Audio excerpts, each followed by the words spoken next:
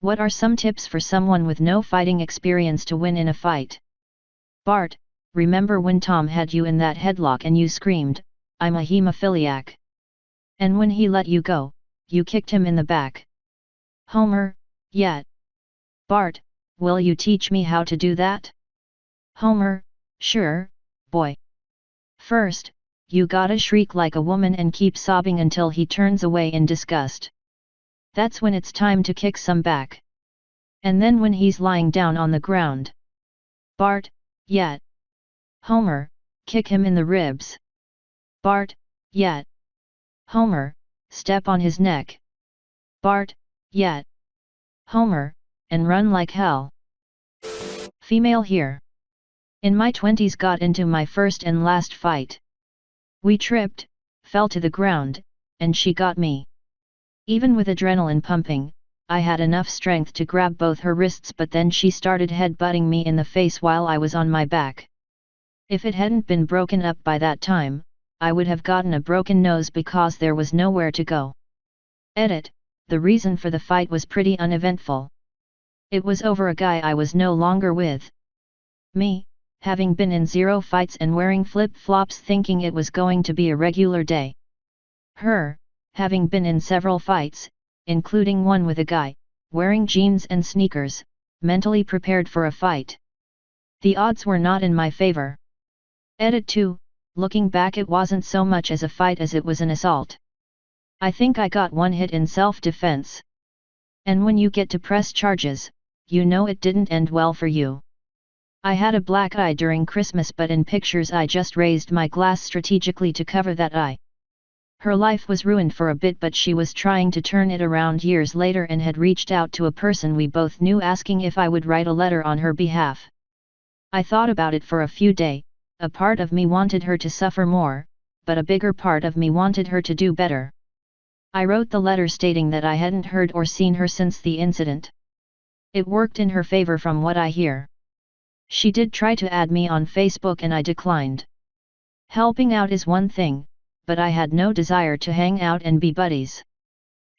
Never use haymakers, hooks and football kicks, they're fucking stupid and will get you beat real fast.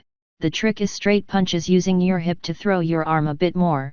Try to get in close so the aforementioned kicks and haymakers won't be able to get enough power in. Keep your hands up. If you have to dodge, go sideways instead of back so you keep the distance advantage, but either way don't get in a fight in the first place. This is the advice you want to listen to right here. Don't try to emulate Mike Tyson and end the fight with one haymaker, you'll fail. Keep it simple. A straight jab to the nose will make your opponent's eyes tear up and can tip the scales in your favor. Not to mention, a good few jabs, even if they don't connect, can close the distance and make your opponent start frantically moving backwards. Any moderately trained person will know how to either dodge or get under a haymaker's hook. On the other hand, only well-trained MMA athletes, boxers, or martial arts masters will know how to counter a simple straight punch in a way that will knock you out. Most likely they will just retreat and give you more space to run away.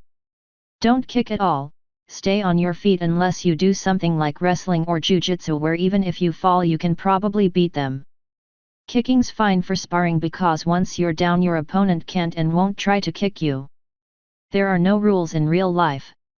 Jiu-jitsu is great in one-on-one combat, but don't be my friend who effortlessly subdued a guy, only to get kicked in the head by another guy.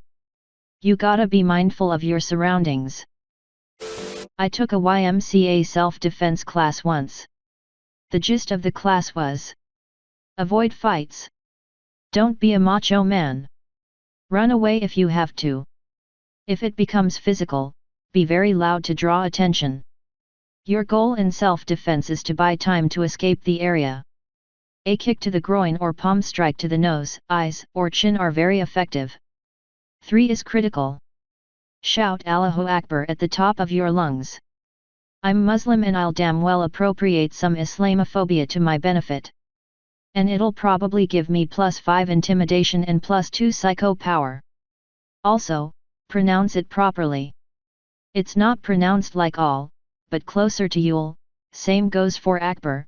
If you ack bar it, you screwed up. Closer to Akbar. You're welcome. +5 intimidation and +2 psycho power is such an understatement. I'd worry about being considered a terrorist by bystanders and either set on fire and banjoed or shot by the police. Just generally making people think you're crazy works wonders.